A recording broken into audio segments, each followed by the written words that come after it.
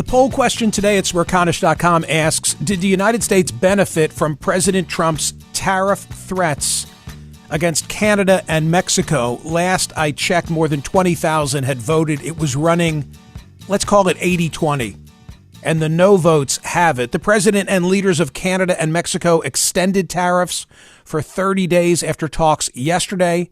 President Trump claiming victory via Truth Social. Canada will implement their $1.3 billion border plan as per Prime Minister Trudeau. Nearly 10,000 frontline personnel are and will be working on protecting the border.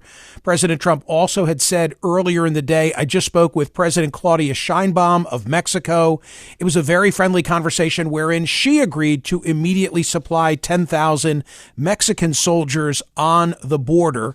The Wall Street Journal's take was to say Trump blinked. Quote, Mr. Trump's weekend tariff broadside against a pair of neighbors has opened a new era of economic policy uncertainty that won't calm down until the president does. As we warned many times before Election Day, this is the biggest economic risk of Donald Trump's second term. Meanwhile, relative to China countered President Trump's across-the-board tariffs on Chinese products with tariffs on select U.S. imports on Tuesday, as well as announcing an antitrust investigation that they are initiating into Google. I have the perfect person with whom to discuss all of these subjects.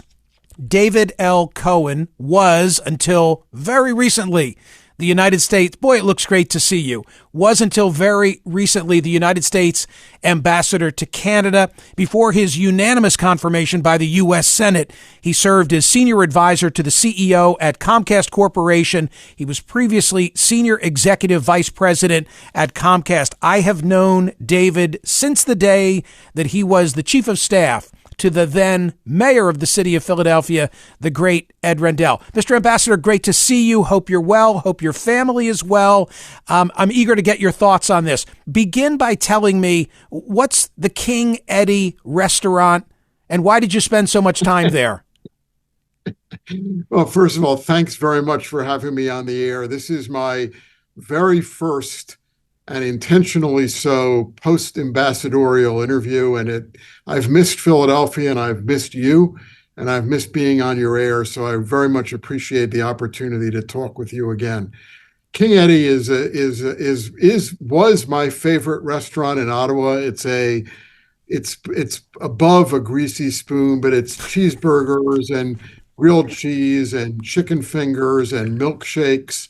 And it's just a great, comfortable location with an owner who, it turns out, ends up being a big Bobby Clark fan. Wow. So, of course, everyone in Canada is a hockey fan. Everyone's not a Philadelphia Flyers fan, but Flyers have enough big-time Canadian players, starting with Bobby Clark, that you run into a lot of Flyer player fans. And Gary was a huge Bobby Clark fan, so we had something to talk about immediately, and I actually gave him a Bobby Clark autographed jersey, which he was going to hang in King Eddie's, but he decided he didn't want to do that because he liked wearing it too much. David, indulge me. I remember, the Senate vote. I remember the send-off. Do you go to school? How does one learn what they're supposed to do and how they're supposed to act to be a United States ambassador? Well, remember that the vast majority of ambassadors, and it depends who the president is, under Joe Biden, between 2/3 and 75% of the ambassadors are career Foreign Service officers. And so they sort of train to be ambassador for their entire career, and becoming ambassador is like the pinnacle of the profession. So they know what they're doing when they show up. For the rest of us, and they call us political ambassadors, I don't really love that expression. I had no Foreign Service experience. And the answer is that they do have a course. It's a 5-week course. I must say, when they sent me the notice that they'd be having this course, I sort of shook my head and said, oh my God, I'm going back to school. what did I sign up for? But it was fantastic. The faculty was terrific. What was best about it, though, there were 35 other ambassadors to be in my class, and it was the camaraderie and the networking with those 35 ambassadors who ultimately became among my best friends and my sources to talk to during the course of my ambassadorship. And 28 of those 35 were career ambassadors. Seven of us were political ambassadors, and you do get a little bit of a sense of what it is to be an ambassador. You learn terms like country team, which is your entire staff, which is more than the State Department. In Canada, I was responsible for almost 1,500 people, and there were 38 agencies of the federal government represented in all of Mission Canada. So my country team was representatives from all those agencies, and we met once a week for an hour to an hour and a half and ran through an agenda that sort of set the tone for what it is that we were working on and kept everyone on the same page. You may not have had foreign policy experience before this role, but we reach through this radio program the better part of Canada. And from the moment you were appointed, I was saying to our Canadian listeners, you're so fortunate that President Biden has selected David L. Cohen because David is brilliant. He's honest. He's decent. And he also has the ear of the president. Like, you can't ask for more than David being the person who would represent the United States in your country. Yesterday, we were overwhelmed with Canadian callers, really upset at what has just transpired in the last 48 hours. And I'm so eager to get your take. First of all, did you see it coming? I mean, incoming President Trump did tell us what he intended to do relative to tariffs, but were you surprised by any of the last 48, 72 hours? So I don't want to sound smug, and in a sense, I wish I was on yesterday because this would sound more legitimate then, but nothing surprised me. As you said, President Trump predicted that he was going to do this. He said that he was going to do it. And you can agree with President Trump, you can disagree with him, you can think that tariffs are a good idea or a bad idea. But the one thing you can always say about President Trump is that when he says something, he does it. By the same token, I'm not at all surprised that it was put off for 30 days because I think that, and it's always dangerous getting in someone else's head. And this is not something that President Trump has talked to me about, or anyone on the Trump team has talked to me about. So it's a read based on my past personal experience with Donald Trump well before he was president, my observations of him when he was president the first time around. But he is, I mean, and I've read his book. I've read his books, and this is the way he operates. He is the ultimate deal maker. He is incredibly transactional. And he will use anything to pursue his agenda. Whether I agree with those tactics or not, I always thought that the tariff threat was a tactic to get something else. I wish he had been clearer about what it is that he wanted from Canada, so that it did not create the turmoil that it did for Canadians. But if I can, Michael, it's more than the turmoil for Canadians over the last 48 hours or over the last couple of months. It's the turmoil in the markets. It's the uncertainty that it's created for companies and for individuals who are interested in or thinking about investing in Canadian businesses or in U.S. businesses that are reliant on Canadian businesses as part of their supply chain. There is nothing that business and that investors like less than uncertainty and then potential turbulence. And I think the long run implications for these types of actions by President Trump are bad for the stock market.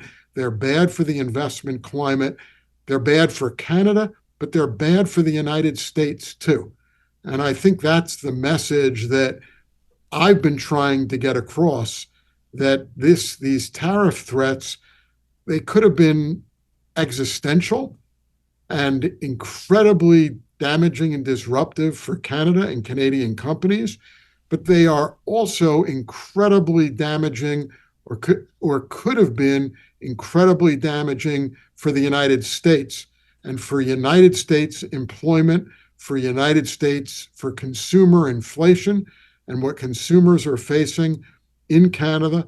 And they're just not good for anyone in this particular context. David L. Cohen is the former United States ambassador to Canada. What has your experience taught you about trade between the two nations that you think the rest of us might not understand? So I think trade between the United States and Canada is completely underappreciated in the United States. If you ask people, who's our largest trading partner, until the last week or two, there isn't a single person who would say Canada. They would say China. They would say England. They'd say Mexico. Our number one trading partner is Canada. And we trade $2.5 billion a day with Canada across our borders. $2.5 billion each and every day. That's the national number. For 36 states in the United States, Canada is their largest export destination, which is why I heard from multiple governors over the past month or so about, can you believe what President Trump is doing? Does he have any idea the implications this has on us, on our companies, and on our states? So this is an enormous relationship, enormously consequential. The interconnectedness of our economies, even for things like automobiles, cannot be overstated. I'll give you another favorite statistic of mine, which is the average automobile manufactured in Canada. And by the way, those automobiles being manufactured in Canada are not Canadian automobile manufacturers. They are companies like Stellantis or Ford, Stellantis or Chrysler, Ford, GM, Toyota. The average car manufactured in Canada crosses the border back and forth 9 times during its manufacture, because that's how interconnected the supply chain is. And you'll remember, your listeners will remember, because one of the few things that is on Americans' mind about Canada was the famed trucker convoy, Yep. which occurred right when I was arriving. And for the record, that wasn't my fault. But it was occurring right when I was arriving. And I think people couldn't believe that as a result of that trucker convoy, there were furloughs at American automobile manufacturing companies in Michigan, because the parts were being held up. And so the automobile plants in the United States had to shut down temporarily or couldn't operate at full efficiency because of how integrated the supply chain is between Canada and the United States.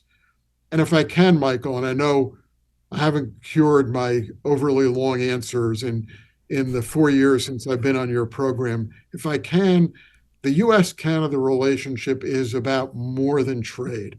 It really is. And I'll just give a couple of examples that people may not realize. Your listeners, I think, know about NATO and about the NATO commitment that if one country is attacked, NATO will defend every other country. After 9/11, NATO invoked those provisions, and the first country to come in to defend the United States was Canada, the first country in the world. Our wildfires in California this year and wildfires in the West 2 years ago, the first and the most significant country to come to our aid was Canada. The Arctic defense, which is an incredibly important part of our defense, NORAD, which is a binational command. Our only binational command in the world is Canada and the United States. And our alliance in defending the continent from the Arctic on down with Canada is incredibly important from a national defense perspective. So this friendship, which you've heard referenced by Canadians in particular over the past week, in particular, but over the past couple of months, is not ephemeral. It is deep. It is our most significant and consequential friendship. And it is incredibly important to the United States, as well as being incredibly important to Canada. You've made a remarkable case, and I appreciate it. And let's end on this note. I know that during the course of your tenure as the U.S. ambassador to Canada, that you visited every province, every territory. I hope that I'm not diminishing the seriousness of the point that I'm trying to make, but I remember seeing Come From Away on Broadway, and I didn't need the play to tell me, and I knew the story. But Canadians are just very decent people. They're good neighbors. And I've said that long before this controversy. Take 60 seconds, David L. Cohen, and tell me about the Canadians on a personal level. They are. There's a bit of a hackneyed expression, which I don't love, but it happens to be true, so I say it, which is Canadians are nice. They are nice people. And you mentioned Come From Away. I have visited every province. I have visited every territory on multiple times. I've traveled more than 250,000 kilometers, over 153 miles in the time of Canada. For your listeners, to give you a sense of that, that's about 65% of the way to the moon. So I have met, talked to thousands of Canadians. And I always get asked, well, what's your favorite province? What was your favorite trip? What's your favorite city? I refuse to answer that question. I say it's like asking me who my favorite child is. You can't ask me to pick, but I will answer my most inspirational visit. And my most inspirational visit was to Gander on September 11th. Wow. And I met the people of Gander, the people who are featured in the play Come From Away. I met the real people who are the characters in that play, and other townspeople who aren't featured in the play. And this is a town of a few thousand people that embraced, sheltered 7,000 Americans who were stranded in Gander. It's a remarkable story. As a result of September 11, they did not know when they could go home. They did not know what was happening. And when I say they sheltered them, they would run into people on the street. They recognized them, and they would say, "How's everything going?" Because there were people like staying in high school auditoriums. They say, "Well, I could really use a hot shower." "Well, use my shower." And you say, "What do you mean?" "But here's my address. The doors are unlocked. We don't lock our doors in Gander. Just the bathrooms on the second floor, right on the top of the stairs. Right next to the bathroom, there's a closet with linens and towels. Feel free to grab a towel. Use the shower." That is what the people of Gander were. That is what Canadians are all about. And it is painful to have that friendship challenged in the way it has been challenged. And well said. You know me well enough that I am a balanced person. You don't get unanimously confirmed by the Senate by being a partisan Democrat. And I'm a partisan Democrat. I can attest to that. I have a lot of Republican friends. And the goals of Donald Trump around the border, it is impossible to argue with. But the tactic of attacking your friend and of creating this contention when it was possible to achieve these goals without the threats and the intimidation and the attempted bullying, That, if there's anything, that is my objection, not the goal, because I get it. You've made that clear. even though the border, even though the border is much worse to our south than it is to our north, there are problems with the Canadian border, and I worked on them. I know them, and there is no doubt that through this threat, Donald Trump got more Canadian attention on the border than Joe Biden got, and that I was able to get during the time that I was there. But there's a price to pay for that, and David, I think that's the question you have to ask. thank you for everything. Thank you for your service. Canada's loss is now our gain as you come home. But I really appreciate our friendship and your willingness to come on and say all these things on this program. I hope I see you soon, and thank you. Thanks for having me on, Michael. It's good to see you. You too. David L. Cohen, former United States Ambassador to Canada.